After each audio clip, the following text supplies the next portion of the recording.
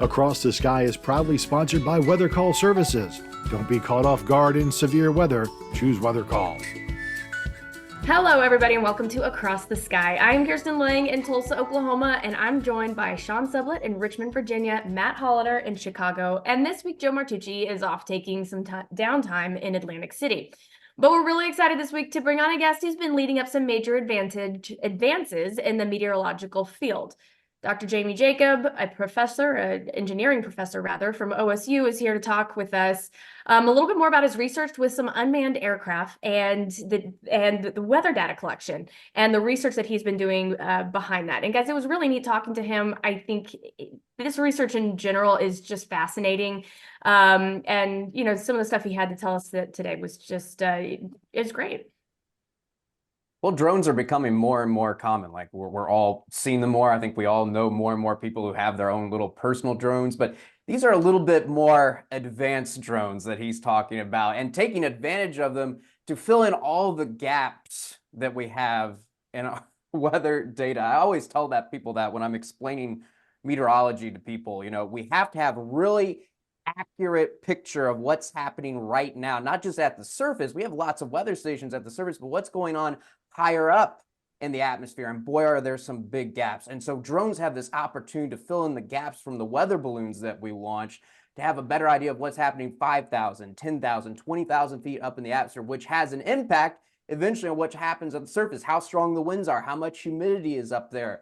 So these drones have the possibility of filling in a lot of data for us. So it's very interesting to see, boy, I just can't wait for the day when we can have a fleet of drones that we could launch in between all the weather balloons to gather even more data to put into our models, to make our computer models more accurate and therefore have more accurate forecasts. And that's the ultimate goal, more accurate forecasts. I think drones have a big opportunity to let us do that. Yeah, there's a lot of opportunity there for sure. And, you know, you kind of envision a day, and he'll allude to this in our interview, that you don't have to put up the weather balloons anymore because there's a helium issue. There's an environmental issue as well. So, yeah, there's really good stuff coming from him in this podcast. All right, and with that, we're going to come back after the break with Dr. Jamey Jacob talking a little bit more about this project. Well, welcome back. We are excited to share our guest with you this week. While not technically a degreed meteorologist, he sure has been leading up some major advances in the meteorological field. Dr. Jamey Jacob, a mechanical and aerospace engineering professor from Oklahoma State University, joins us today to talk about his research with unmanned aircraft and weather data collection. Dr. Jacob, welcome to the show. Great. Thanks for having me. Glad to be here. Absolutely. All right, we're just going to start with a broad question and then we'll kind of get into it. But do you mind just giving us a brief summary of what CloudMap is? And then again, we'll get more into some of these technical questions. Sure. Now, if you want to start off with CloudMap, that was an initial project that we led that was a collaborative effort amongst different universities that included really engineers, atmospheric scientists, and meteorologists working on this problem of essentially how do you use drones, or what we call uncrewed aircraft systems, to be able to provide better weather observations, really with an eye towards improving forecasting. That's what it's all about at the end of the day. CloudMap itself stands for Collaboration Leading Operational UAS Development for Meteorology and Atmospheric Physics. We built on that with some other programs. We'll talk about WindMap later on.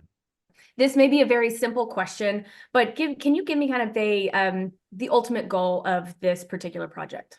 Yeah, it's really to not replace, but augment current observation systems, you know, in coordination with towers and radiosondes, satellites, other ground systems such as LiDARs, to be able to give us a much bigger picture and better picture of what's happening in the atmosphere. And it really boils down to, you know, if you're a meteorologist and you're trying to run a forecast or numerical weather prediction model, what you're really relying on is, in addition to your model, really good data. You have to have those accurate observations, and more importantly, know how good that data is. What are your plus or minuses that you have on a temperature measurement, for example? Is it plus or minus a quarter of a degree, or is it a degree? Because that's going to have a big impact as you start to run these simulations on your confidence in what that model is going to provide. And so drones, right, or uncrewed aircraft are going to be this tool that every atmospheric scientist or meteorologist is not necessarily going to use, but rely on data. And as these advanced air mobility systems, you can think of like Uber air taxis and other aircraft like that that seem very science fictiony right now. They're on the cusp of becoming ubiquitous. Would think of drone deliveries, for example. And you can imagine if you can put sensors on these vehicles, you can really improve your observation. It's all about understanding that and coming up with that gold standard for how we use this data to really improve our weather forecasting. Hey, Jamie, with the idea of improving weather forecasting, of course, data is intensive and we want as much data as we can. So as we look at the projects you're working on and the forecasting improvements, what kind of scale of forecasting, both in time and space, are you looking to improve things on the mesoscale, and that's the scale of tornadoes and thunderstorms? Or are you trying to do broader scale, longer time? Yeah, and that's a great question. And it's really focused on that mesoscale level, but we're actually moving down towards the smaller scale, the micro scale weather, rather than the larger synoptic scales. So the real focus being here, particularly on the mesoscale, can we pick up things such as convection initiation? Can we see these so we have a much better idea of, when those thunderstorms are forming and what those are going to look like? But on the micro scale level, as we start to have these systems integrated, particularly into urban areas, we need to have a better understanding and observational and reporting system of how this data is being fed back both into the forecasting network, but also the real-time reporting network. A real, large component of this is this aviation reporting system. If you think about pilots, pilots, are looking at NOTAMs and other weather information that's reported, and they're supposed to be through PIREPs or pilot reports, supposed to be putting this stuff back into the ecosystem as well, so other pilots can look at it. What we want to be able to do is do the same thing with unmanned or uncrewed aircraft, so that as they're taking observations, they're able to report back to other uncrewed aircraft and say, hey, watch out when you turn this corner around this building, you're going to go from 0 knots to 30 knots in about, 10 feet. And that's, going to be really critical data for these systems to be safely integrated into the national airspace.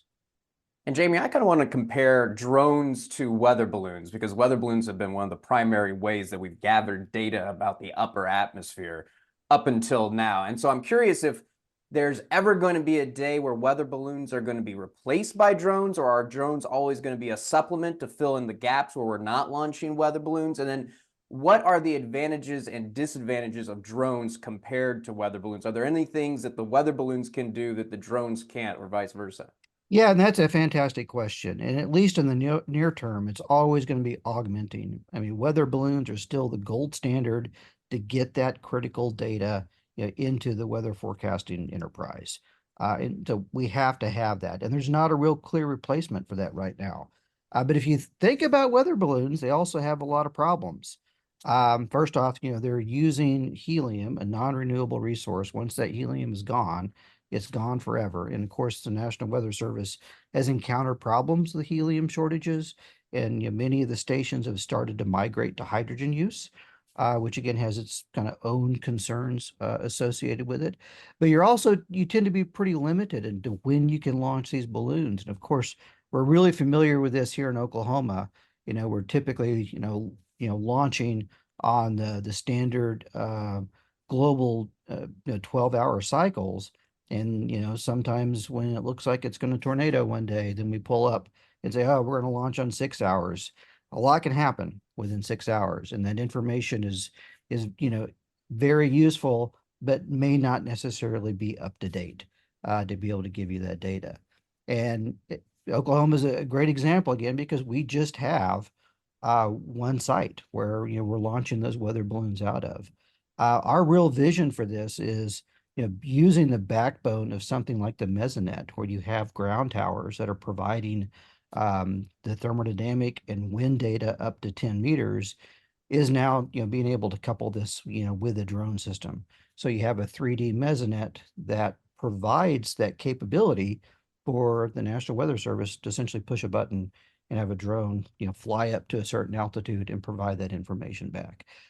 I can see at some point in the future, but it's probably going to be at least a decade away where we have the capability where we can get all that high altitude information, say going up to 400 millibars, using reusable drones that are no longer essentially dumping the radiosonde and the styrofoam and the latex, somewhere, into the ocean. And now we're able to get that system back, but also do it in a controllable fashion. Yeah, of course, one of the truisms that we have with weather balloons and radiosondes, they drift with the wind, and we kind of more or less pretend that they're going straight up as we integrate that into the forecast. That's not true. Um, the UAS, you can command that and say, well, I'm going to go up in a straight line, or I'm going to act like a Lagrangian drifter and float with the wind if that's the kind of data that I want. So it gives you a lot more flexibility. That's command and control. But there's a lot of the engineering side and, of course, integration of the national airspace that we had to figure out first. Yeah, a couple logistical things on that. I mean, how many drones do you need to get a good sample of an area that you want to get data on in terms of like a cubic mile or a few cubic Yeah. miles? And what kind of instrumentation is on the drones? Is it strictly just temperature and humidity, or is there, some other kind of active weather sensor on there on those Yeah, drones? yeah, and I'll actually go back and answer the second question first because that's the easier one. Even though it's a bit trickier from the standpoint of integrating the sensors, one of the things that we found early on, if you take a standard radiosonde type of sensor and put that on a drone, you have a lot of heat coming off of the batteries. You have the inflow and the downwash that's coming off the propellers, which can be useful for aspirating your sensors if you need to, but simultaneously there can be an impact there. And we saw that there were different measurements from ascent versus descent. And so you have to take that into account. So integration is a really key challenge. And, some of our team members have been working really hard on the integration component and be able to understand those nuances. We actually have a team down today at the Mesonet site at the National Weather Center in Norman that they're doing sensor calibration. They're taking the sensors that are going on the drones and making sure that they're comparing that to the gold standard. Primarily, we're looking at, those really four important quantities, the pressure, temperature, humidity, and then the wind. Wind speed, wind direction, but also pulling off things that radiosondes typically can't do, such as turbulence, which is really important for some of those weather models to have an accurate turbulence measurement that can go into some of those forecasts. Now, the previous question, how many, how often, that's still TBD. We have some of our team members, Keith Brewster, for example, Adam Houston, James Pinto, they're at National Weather Center, University of Nebraska, and National Center for Atmospheric Research, respectively, are performing a lot of simulations. And these are the Aussies approach, the observation system simulation experiments, where you're running your forecast and then you're changing your observation input to that. How many profiles do you have? At what time do you have them, to try to answer that question? And the short answer is we don't know yet how many we ideally need. We just know that even a little bit of data that goes in can dramatically improve the forecast. And Jamey, I'm curious how automated these drones are. So are the drones that you're using right now, do they all have manual pilots? And so is that part of the limitation in deploying these on a larger scale because you actually need a physical person actively flying the drone? Or can they be programmed to fly a certain flight path without someone directly having to manually fly? It can just all be pre-programmed. The drone does its flight and returns without somebody actively piloting it. Or is that not currently what's happening right now, but is that something that's being worked on for the future? Well, that's a great question. And yes, that is technically possible. And we've done that. So you can have a completely automated system, a drone in a box solution that's sitting out, basically ready to go at the push of a button. And again, can even be completely automated. So it's responding to external stimuli. Maybe it's a trigger from the National Weather Service. Hey, we're in a tornado watch. I need some additional information. Or, oh, pressure dropped. So now I'm going to, do my flight profile. And not only that, but you can also have swarms of these systems that are acting in concert with one another. And so they're able to say, oh, I have a interesting measurement over here. It'd be great if I had another system, maybe a kilometer down the road, taking an additional measurement to do this. So it's all technically possible, but it's not possible yet due to the regulations that we have. And so this is something that we in the community have been working very hard with the FAA with to push these boundaries. We have a great site here in Oklahoma. The Choctaw Nation is an FAA test site. We've been working with them to be able to, really push the limits of what we can do right now and get these approved for use in the national airspace. All right, with that, we're going to take a quick break and we will be back on the other side with Across the Sky. Hey everyone, Across the Sky is proudly sponsored by Weather Call Services. Don't be caught off guard by severe weather. Choose Weather Call. Get precise location-specific alerts via phone, text, or email. With over a decade of experience, Weather Call delivers pinpoint accuracy for your exact address, ensuring no surprises. Take charge and stay prepared when ominous skies loom.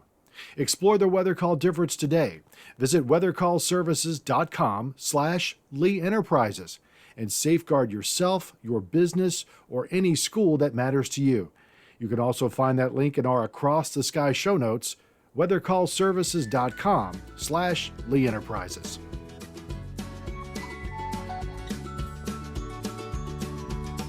Welcome back to Across the Sky podcast. I'm Kirsten Lang in Tulsa, Oklahoma with Matt and Sean, and we have Dr. Jamey Jacob on today talking with us about some of the advancements that he's doing with drone and data collection. And Matt, you had a question you wanted to ask him. Yeah, we kind of hit on it before the break, but talking about the automation, because I think that's probably the big limitation right now, is that I think the National Weather Service would love to start using more of these drones, but right now, there is a limited staff at these National Weather Service offices. So having someone have to go off of their duty of working on the forecast and trying to get that forecast out to the public, but then have to pilot the drone, they would like to send these drones out, but if they have to stop what they're doing in order to pilot the drone, that could be a limitation. So how is the process of working with the National Weather Service and trying to move to a more automated format going? Yeah, that's a great question. And so we have two projects right now, one with NASA and one with NOAA, working on those elements. The NASA one is really focused on developing the technology and the capabilities to, do what we call beyond visual line of sight without having to have a pilot actually see the drone. And the other one is really focused on how we get this data into the National Weather Service enterprise. And that first piece is a real critical, engineering systems requirement. So as you're trying to integrate these things into the airspace, you want to make sure that you're not disrupting other activities, other aircraft. It could be an airline or joint aviation or emergency helicopter flying someone to a hospital. And the requirement here is really not for us to be able to see the drone, but make sure that we can see the system or other aircraft around and make sure that there's no threat to those aircraft.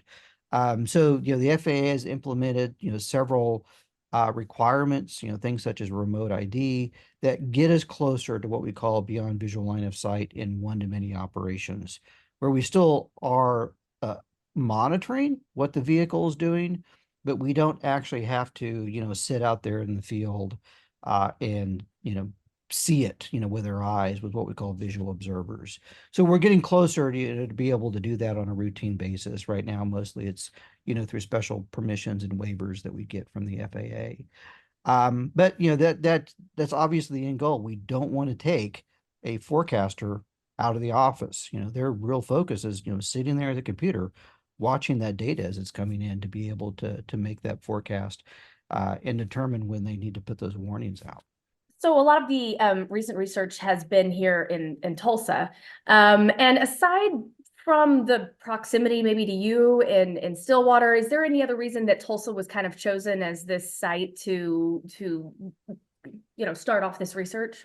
Sure. We actually have a center there called the Launchpad Center or Launchpad Center for Advanced Mobility. Really focusing on developing, the engineering components for this.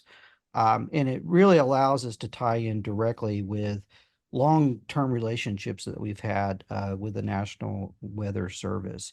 And, obviously, Oklahoma is a great testing ground. One, we've got a lot of open space to work with, and so we can use the ranges that we have here at OSU, the Choctaw Nation range, a range that's currently being opened by the Osage Nation Skyway range, to be able to use these as testing grounds. And so that essentially gives us the permissions to be able to fly, to the altitudes that we need, or, potentially beyond visual line of sight. And of course, the other is just, the very diverse weather patterns that we have. So we get everything from, thunderstorms and icing and, straight line wind events that, just provide a really fertile testing ground to prove the technology. The system's not very good if you can't use it in all weather conditions.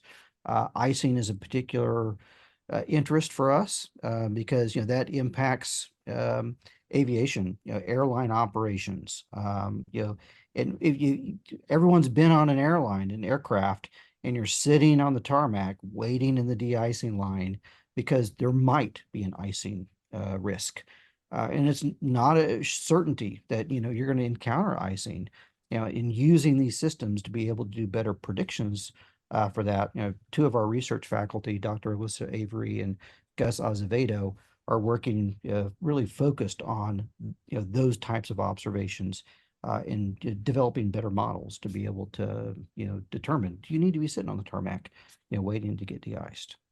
And I actually wanted to follow up on that, talking about the airlines and aircraft. I imagine some people are listening to this and it's like, why do we need drones when we have all these planes in the sky already that should be gathering this weather information? Why can't the planes gather all the weather information for us and send that data into the weather model? So how much are the airlines sharing weather data from their planes, like with the National Weather Service? Is that happening at all, or is there a limitation on it? And how could the drones be superior to just using the airplanes that we already have? Why do we need these drones separate from all the planes that are already in the sky? Well, that's a great question. And first off, they are, there's a system called AMDAR where they're taking the data. So commercial airlines are, able to take these observations and then send it back. And mostly these get sold out. So they use this as a revenue generating model. So you can have private forecasting companies that are taking this data to be able to, do their own private forecast. But the downside is, if you think about what commercial airlines are doing, they're taking off from an airport and they're getting up to 35 to 40,000 feet as quickly as possible. So they're passing through that layer of really interesting data pretty quickly. And so you're not getting any data in what we'll call flyover country, right? Between the airports, where that data might be critical that you need to get. And so that's obviously one of the downsides, to this. The data, 35,000 feet, it's useful, but not nearly as useful as what we want to be able to get at 5,000 or 10,000 feet. So again, we can think of this as an augmentation to that. Fill in the gaps. That's what we're really focused on. Same for radar data. So one of our partners on the wind map program that we have is ClimaVision. And, they're looking at, well, how do we fill these gaps where we have really critical need for this radar data that we're not getting because it's over the horizon. So, your radar only sees what it can see. And once you go over the horizon, you might lose that, 2,000 to 5,000 feet where you might have a tornado at. Yeah, and a couple more spatial questions about that. I kind of figured that might be the case. You want to sample a lot lower than 30,000 feet very frequently, because that's where the active weather is, the real high impact weather is so much of the time. So to give people an idea of scale again, how big are these drones? And how long of a transit do they need to fly to be useful? I'm imagining that depending on what kind of data you want will depend on how high they fly, how long they need to be out. But can you give people some kind of sense of scale as to how big these things are and how long they are out at any one time? Yeah, it's a great question. And basically it all depends upon the requirements on what you want to observe. The farther you want to fly or the longer endurance you want to fly, the bigger the system gets. And so let's first step back and say, when we talk about drones, kind of everyone has that picture in their mind of the little four-bladed quadcopter, right, that you can go and buy at Best Buy or on Amazon. But that's one modality of this is using those, and that's if you can get the sensors integrated right and calibrated, and do that verification that how good your data is. That's a perfectly viable system, to go out and utilize, and that will allow you to take a profile, go up to, maybe a couple thousand feet, and fly for 15 minutes to be able to get that data, which can be really useful, to you as an atmospheric scientist or meteorologist. But if you're interested in flying higher, you want to get up to say 10,000 feet or 15,000 or, higher than that, or fly for a couple hours of time, then what you're going to do is transition to an airplane. So you'll have a fixed wing drone that might be electric, might be powered by gas, but now gives you a larger payload, a larger range capability to be able to carry a greater suite of sensors, icing sensors, for example, relative humidity sensors, droplet sensors as components of this. Really good turbulence sensors, ultrasonic or multi-hole probes, for example, to be able to pull these measurements out. So how many different drones then do you have? Well, yeah, it in our fleet overall, we do a lot of other things besides weather drones. We have around 100 or so, give or take, and that's probably on the low side. Not all of them, operational at any one time. But in our weather portfolio, we have anywhere from about 10 to 20 systems that we'll be working on. For any particular campaign that we're doing based upon what we want to measure at that time. A lot of this is still determining the art of the possible and what those requirements are. So also aside from weather, from my understanding, these drones are also able to collect data that would tell more of a story on the chemical composition of the atmosphere when it comes to agriculture. Could you tell us maybe a little bit more about how how these aircrafts may help those that are affiliated with agriculture and the growing season, especially here in Oklahoma? Sure, sure. And there are really two ways, a vehicle like this can take measurements. One is, using an in situ sensor.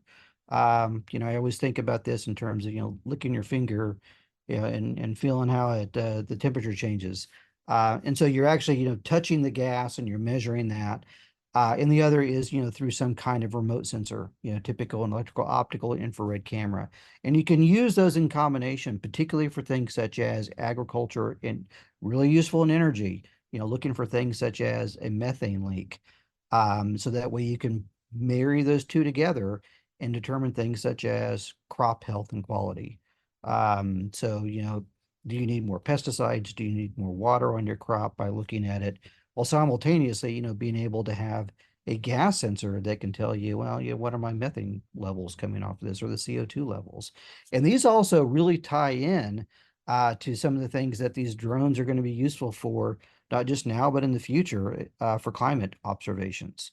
Right now we're looking at a pretty small scale, both spatially and temporally, with these systems, but integrating them so that way we can have better regular routine observations so we can see what that impact of climate change is really going to be beneficial for climate scientists moving forward. And Jamey, I have a question on the durability of these drones. So are there certain weather conditions where these drones can't fly, or they may be brought out of the sky while trying to sense the weather? There's certain conditions that they can't fly in. And how often can be the reuse? Like how many flights can a drone have before it needs to be replaced? Because obviously that's going to have a big impact on the cost. If you're constantly having to replace these drones, then it may not be economically feasible. So how many flights can you get out of a drone, and what conditions can they handle before they're not able to fly? Yeah, that's a great question, and really, there's not a limit on how often, or how many times they can fly. You do have to do regular maintenance, replace the battery, replace the propellers. It's like replacing the battery in your phone, for example. After so many cycles, it starts to degrade. If you're using an electric aircraft, if you're using a gas aircraft, then you have to maintain your motor just like you would with your car. But for that's not the limitation. But your first question in terms of the limitation of the weather conditions, that all depends upon how you're designing the system. We had our crew out flying earlier this week. They were dealing with 40-mile-an-hour winds with their system. The aircraft starts to move backwards, when it's flying into the wind as opposed to forwards. Some of our collaborators, other groundbreakers in the field, Professor Brian Argro and Eric Frew at University of Colorado and Jack Elston have really pushed the limit on some of these systems, flying into volcanoes, for example, or into storms. The Taurus program, if listeners aren't familiar with that, that's a great one to look at. That was led by Adam Houston and his team at Nebraska, really to do these tornadic observations and measurements. A little bit of history. My start in this actually got me interested in this as an undergraduate student working on, at that time we called remotely controlled aircraft, for a thing called Tornado Chaser at University of Oklahoma. And that was really the idea behind it. Goes all the way back to the 1960s, which is, hey, if we can take a drone and put it near or inside a tornado, we can start to get really detailed measurements of what's happening in that system at altitude, particularly things such as what's happening on the rearward downward flank, and the inflow going in with vertical structures. And that's really critical information that's needed right now to better understand what's happening as these systems form for tornadogenesis. Well, Dr. Jacob, I want to thank you for being on today, because it's so neat to listen about research that's happening in our field, and what you guys are doing is just really awesome. So thanks so much for being on today. We appreciate having you. Well, thanks for having me. I really enjoyed it. I'll tell you, I think we could have talked with him for a while. And I was telling him once we finished up too, is, we had a lot of questions, right? Because this is just really some fascinating stuff. And I think we're all just very passionate about the continued research that's happening in our field. Yeah, this really was a lot of fun. I mean, so many times we forget how much data we're not getting in the atmosphere, right? Because it is three-dimensional. And filling in these gaps, especially in areas where the weather changes rapidly here in the bottom 5,000 or 6,000 feet, where you got big thunderstorms, downdrafts, tornadoes, thunderstorms, really high impact weather. And the opportunity here, as we alluded to earlier, is really, really good. Well, and I also like how he clarified, why we need these drones rather than just using the airplanes that we already have.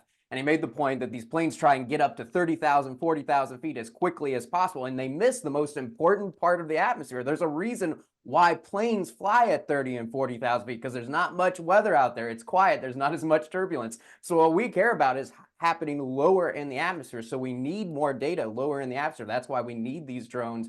And I really look forward to the day when they are automated. We talked about it in last week's podcast, the automated vehicles. Well, these automated drones, that way you don't have to take someone off of their normal duties, especially somebody at the National Weather Service who's trying to work on the forecast, get that forecast out. They can just hit a button, the drone flies off on its own, collects the data, comes back, and then all the meteorologist has to do is look at the data and put that data into the weather models and allow them to adjust their forecast. So getting to that automated point, I think that's still the last big hurdle, and able to deploy these drones in more locations and at a wider scale. So looking forward to that day. Yeah, and he mentioned too, the different things that these drones can do, and one of them being fire weather, something that he was about to go give a talk on after he spoke with us. I mean, he's definitely someone that we're going to keep talking with and hopefully have back on at a later date to talk more. All right, so coming up next week, Sean, you want to give a little preview of what you and Joe are doing? You're taking a trip. Yeah, Joe Martucci and I are going to be in Baltimore, Maryland for the 104th American Meteorological Society annual meeting. There are like 15 or 16 conferences going on at once. So we're going to be meeting a whole bunch of people. I know a couple of people who have kind of talked a little bit about joining us for the podcast. We're going to do a little networking, and we're going to bring some of those great folks to you later on this season.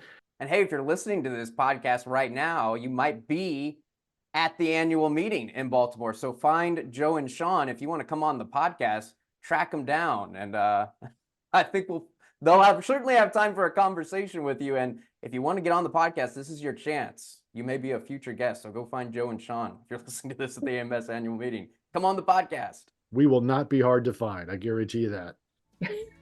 All right, guys. Thanks so much for joining us this week at Across the Sky. We'll see you next week.